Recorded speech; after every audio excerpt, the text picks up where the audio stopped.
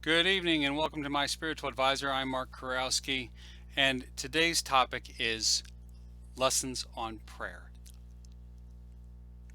This has to be the number one issue that comes to us whenever we are answering our mail or answering phone calls. How do I pray? Well, I'm going to tell you something that really helps you, should help you to understand who God is, and that's going to in turn help you have a better prayer life. So, what is prayer? Well, prayer is basically communication between us and God. Who is God? God is a person. If we understand that God is a person, that should change radically the way that we go about our prayer life. First of all, God is a person because he's got will and intellect.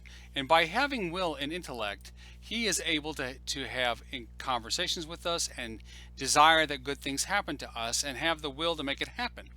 So we too share those qualities. But to be a person doesn't necessarily mean you have to have a body, because God is all spirit and he's neither male nor female. And he's only told us to call him Father. That's why we say he. It's not because we think he's a big man in the sky. So God is a person, and God can communicate with us, and we can communicate with God. But this notion that God is a person should change our approach to God. And rather than seeing God as, a bunch of rules that we follow, or this concept that we have to understand, really God as a person should change it in this way. And that is, when we set an appointment with God on a daily basis, we should keep it.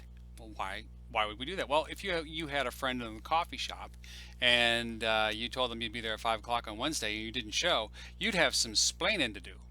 But we don't really think much of anything not showing up to our prayer time.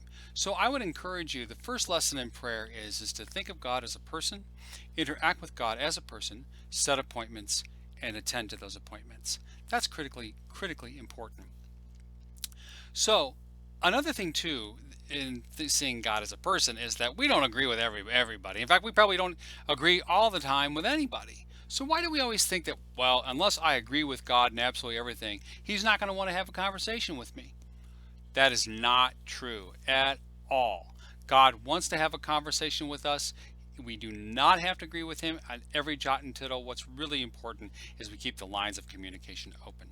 Another thing too about keeping our appointments and getting there is that, don't you have that friend that the only time that they really call on you is when they need something from you? You don't want to be that guy or that girl that the only time you talk to God is you abuse the privilege of knowing him as a person because you only want something. So what we want to do is to understand that if God's a person, then we can have a relationship. We can have a conversation. Oh, well, there you go. A conversation means that people talk and they listen. And then after they listen, they talk some more and then they listen. Sometimes they just hang out. So if you craft your prayer life with the Lord that way and understand God as a person, then you're going to keep your appointments. You're going to meet with him even if you don't agree with him all the time. You're going to allow him to be who he is and you who you are, and not insist that he do what you want him to do or be mad at him because he isn't doing what you want him to do. And you're going to have a conversation where you speak and listen and then listen and speak. It's really just that simple. So if you'd like to have some lessons on how to pray, there's all kinds of ways to pray. This is just the beginning lesson. This is lesson number one. I would be love to talk to you about that in a spiritual direction session, which is confidential and private. And you can reach me by getting a hold of me at info@myspiritualadvisor.com, on Facebook at My Spiritual Advisor, on Twitter, on YouTube, and on Instagram. Please feel free to get a hold of us.